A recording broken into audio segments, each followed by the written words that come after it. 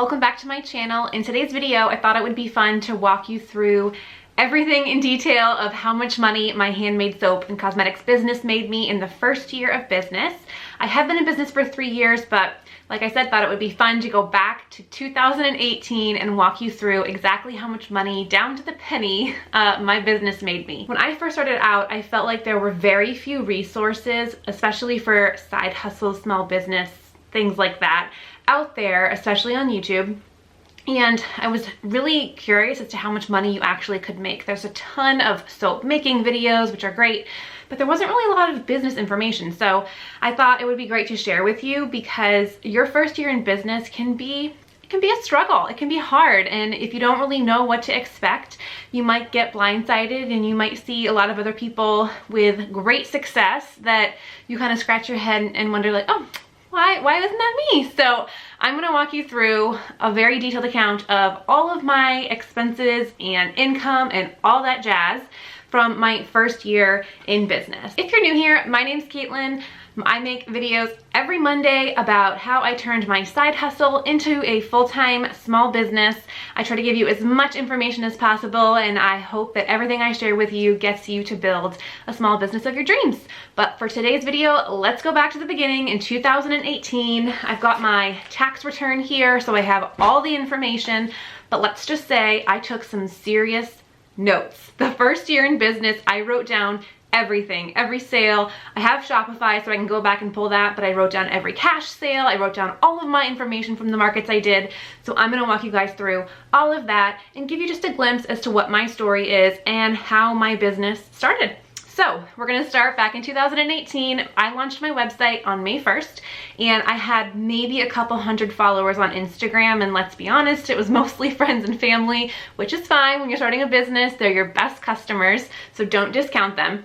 But I launched my business on May 1st, and I made a whopping $80 the first month I was in business. I had 5 sales.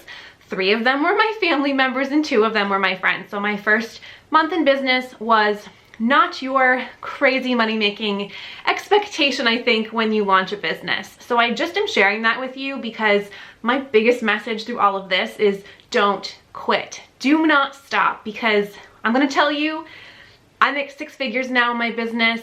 I'm on track to do more. You can get there. Don't let these first few months and years trip you up. Very quickly, actually, I realized in that first month that online was going to be difficult as my only means of sales. So I started researching local markets, different things in my area, and things I could do to physically be a presence in a market and get some foot traffic and get my brand out there. So the next month, I actually signed up for a local event. It was a 1-day event. I think it was $75 for the table fee, a 10x10 booth.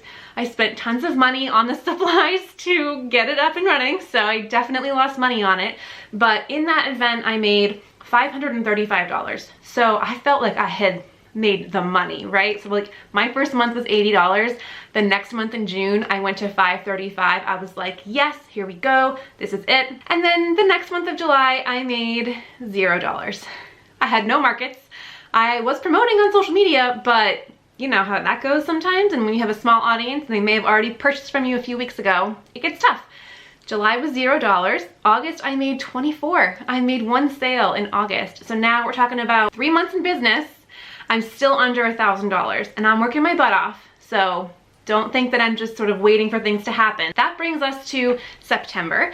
And because I had had some time in July and August to research markets and figure things out, and I knew that that was going to be the best way for me to get customers and cash quicker than building online, I was able to find a great weekend-long market. I've talked about it here quite a bit. It's called the Profound Market. It is a 2-day event, Saturday and Sunday, and it's pretty expensive. I think at the time the booth fee was maybe $350. So for me to go out on a limb and spend $350 just on a booth that I wasn't even sure I would even make that kind of money, that was a big risk. But in that weekend, I made almost $1,000. So again, I felt like I had made it. I felt like I had struck it rich.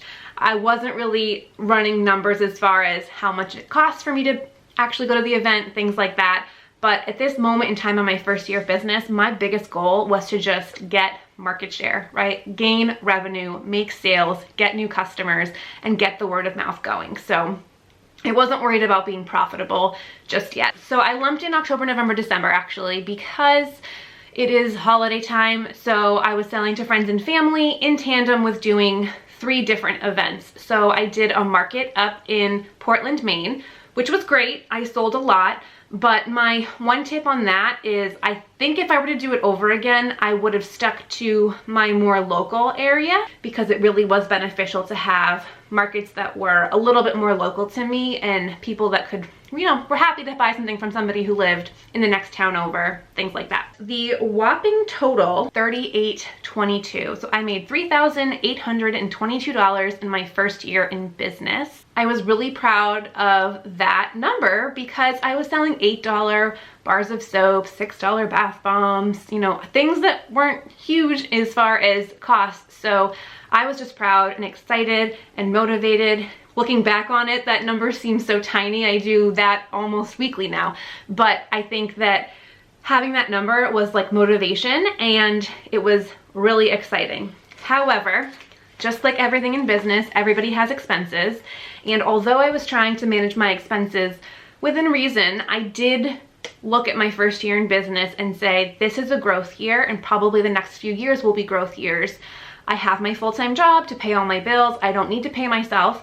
So my strategy was to reinvest a lot of that money into my business. In looking at all of my expenses, the total was $14,562, $10,000 worth of supplies. I have $600 worth of tools. I'd have to go back and look and see exactly what I bought as far as tools. I'm thinking it was probably like my KitchenAid mixer and a lot of my soap molds and my insurance. So it was very important before I even started selling my product. I wanted to be insured. The fee for all of the markets, I ended up spending close to $1,500 on the fee. And then the last thing, marketing.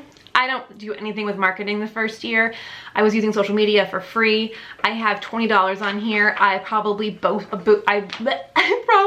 boosted a post or something, or did a Facebook ad.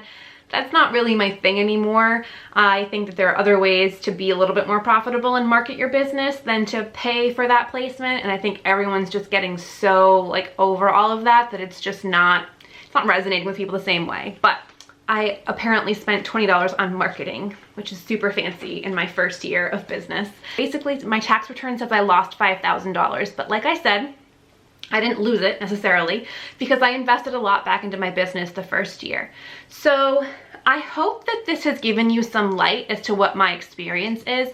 I do feel like sometimes we hear about these people who in their first year are selling $20, $30, $40, $100,000 in their first year. So if you were me and you sold $3,822 in your first year, you might be sitting there going like, huh, I'm a failure. This isn't gonna work.